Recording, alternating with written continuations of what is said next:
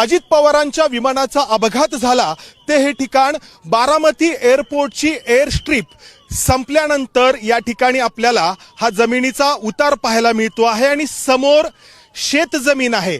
बारामतीचा airport इथून काही kilometre अंतरावरती आहे। म्हणजे अजित पवार ज्या विमानातून प्रवास करत होते ते विमान एअर स्ट्रीप सोडून काही किलोमीटर पुढे भरकटलं आणि त्यानंतर या ठिकाणी अपघातग्रस्त झालं।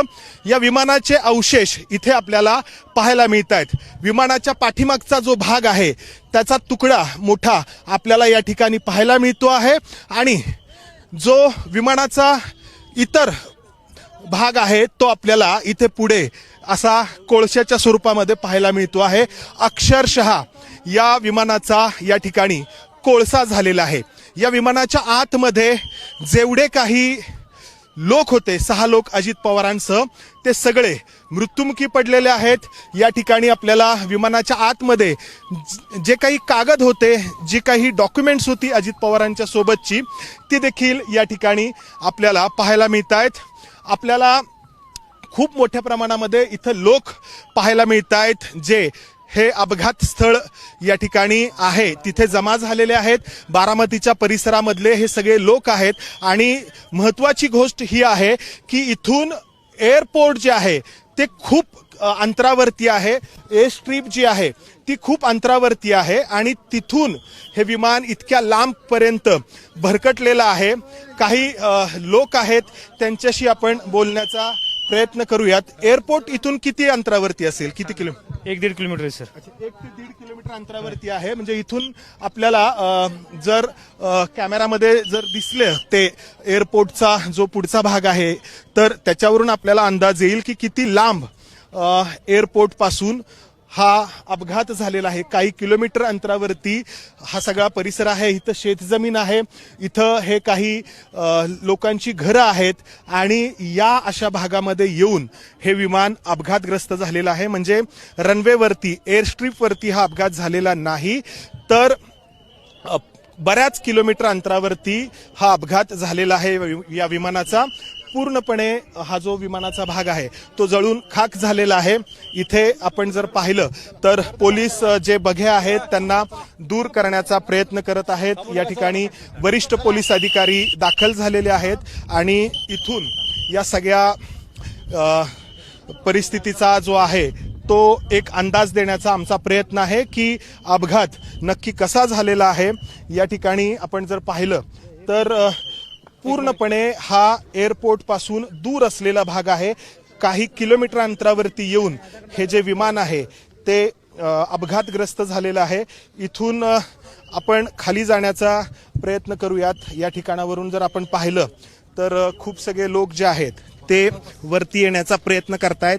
इथून आपण या ठिकाणी जर पाहिलं तर बऱ्यापैकी हा जो उतार आहे या एका अर्थाने खड्ड्याचा एक भाग आहे आणि या खड्ड्यामध्ये येऊन हे विमान जे आहे तर ते अपघातग्रस्त झालेलं आहे।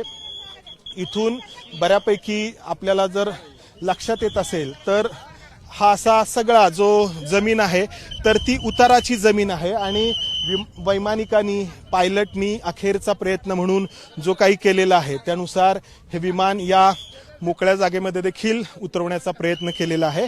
मात्र त्यामध्ये त्याला अपयश आलंय आणि हे विमान अपघातग्रस्त झालंय।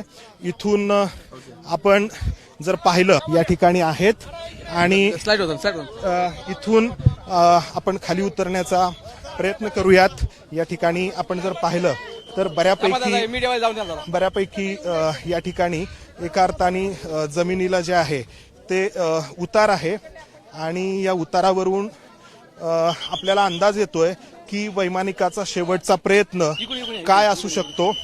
इथे या ठिकाणी पूर्णपणे ही शेतजमीन आहे आणि इथून आपण जर पाहिलं तर या ठिकाणी पूर्णपणे हे जे विमान आहे तर ते अक्षरशः जळून खाक झालेलं आहे। या ठिकाणी या विमानाचं हे जे चाक आहे जी 2 चाकं आहेत ती आपल्याला या ठिकाणी पाहायला मिळत आहेत. त्याचबरोबर विमानाचा बाकीचा जो भाग आहे तो जळून खाक झालेला आहे. यावरून आपल्याला हा अपघात किती भीषण होता, किती भयानक होता. हा, तर हे या विमानाचं चाक आहे, हे या विमानाचं चाक आहे. इथे आपण जर पाहिलं तर इथं या विमानाचे पूर्णपणे अवशेष जे आहेत ते या अशा स्वरूपामध्ये आपल्याला पाहायला मिळत आहेत. पूर्णपणे हे जे विमान आहे ते जळून खाक झालेलं आहे. या ठिकाणी पूर्णपणे आपल्याला ह्या विमानाचे अवशेष पाहायला मिळत आहेत. पलीकडच्या बाजूला शेतजमीन आहे, ऊस शेती आहे, मध्ये एक जमिनीचा खोलगट असा भाग आहे. एखादा ओढा वाहताना ज्या प्रकारे जमिनीला उतार येतो तशा प्रकारचा उतार आहे आणि इथे येऊन हे विमान अपघातग्रस्त झालेलं आहे. खूप मोठ्या प्रमाणामध्ये बघ्यांची गर्दी आहे.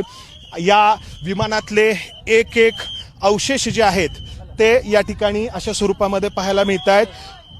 विमान पूर्णपणे जळून खाक झालेला आहे, कोळसा झालेला आहे. मात्र आश्चर्याची गोष्ट म्हणजे विमानातील जी कागदपत्र आहेत ती मात्र सही सलामत आपल्याला दिसत आहेत. कदाचित इथं विमान जेव्हा खाली पडलं तेव्हा या विमानाचे तुकडे झाले आणि त्यानंतर या विमानातील कागदपत्र जी आहेत ती बाहेर आली आणि त्यामुळं ही कागदपत्र आपल्याला सही सलामत पाहायला मिळत आहेत. मात्र दुसरीकडे विमान मात्र पूर्णपणे जळून खाक झालंय.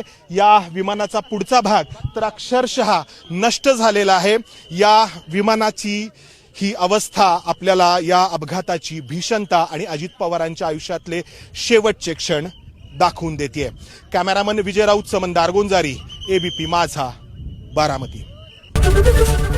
एबीपी माझा, उघडा डोळे बघा नीट.